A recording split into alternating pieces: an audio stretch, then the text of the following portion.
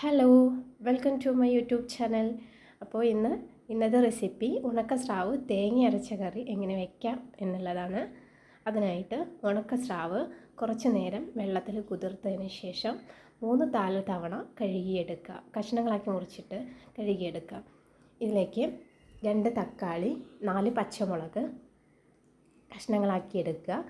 ഇതൊരു മൺചട്ടിയിലേക്ക് മാറ്റിയതിന് ശേഷം ഇതിനകത്തേക്ക് കുറച്ച് മഞ്ഞൾപ്പൊടി, ഒരു 1.5 ടീസ്പൂൺ മഞ്ഞൾപ്പൊടി, അതുപോലെ 3 ടേബിൾ സ്പൂൺ മുളക് പൊടി ചേർത്ത് കൊടുക്കുക. സാധാ മുളക് പൊടി ചേർത്ത് കൊടുത്താൽ മതി. അതല്ലാന്നുണ്ടെങ്കിൽ കാശ്മീരി ചില്ലി ചേർക്കാം. ഇതിനകത്ത് ആവശ്യത്തിനായിട്ടുള്ള ഉപ്പും പിന്നെ പുളിയും കൂടെ ചേർത്ത് കൊടുക്കുക. പുളി പിഴിഞ്ഞ വെള്ളവും കൂടെ ചേർത്ത് കൊടുക്കുക. ആവശ്യത്തിന് വെള്ളം ചേർത്ത് കൊടുക്കുക.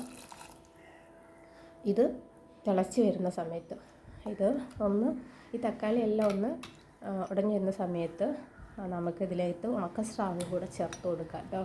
ഒന്ന് തിളപ്പിച്ചതിന് ശേഷം നന്നായിട്ട് ഉടഞ്ഞു വരുന്ന സമയത്ത് ഉണക്ക സ്രാവ് കൂടി ചേർത്ത് കൊടുക്കാം. ഇനി ഇത് വേവാൻ വെക്കുന്ന സമയം കൊണ്ട് നമുക്ക് തേങ്ങ ചിരവിയത് അത് ഒരു മുറി, നമ്മൾ വെള്ളം എങ്ങനെ വയ്ക്കുന്നു അതിനനുസരിച്ച് തേങ്ങയും പിന്നെ കുറച്ച് മഞ്ഞൾപ്പൊടി, പെരുംജീരകം, ചെറിയ ഉള്ളിയും കൂടി ചേർത്ത് നന്നായിട്ട് അരച്ചെടുക്കുക.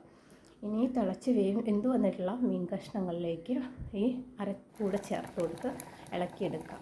ഈ സമയത്ത് കറിവേപ്പില കൂടി ചേർത്ത് കൊടുക്കാം കേട്ടോ. അങ്ങനെ നമ്മുടെ കറി തിളച്ച് വന്നിട്ടുണ്ട്.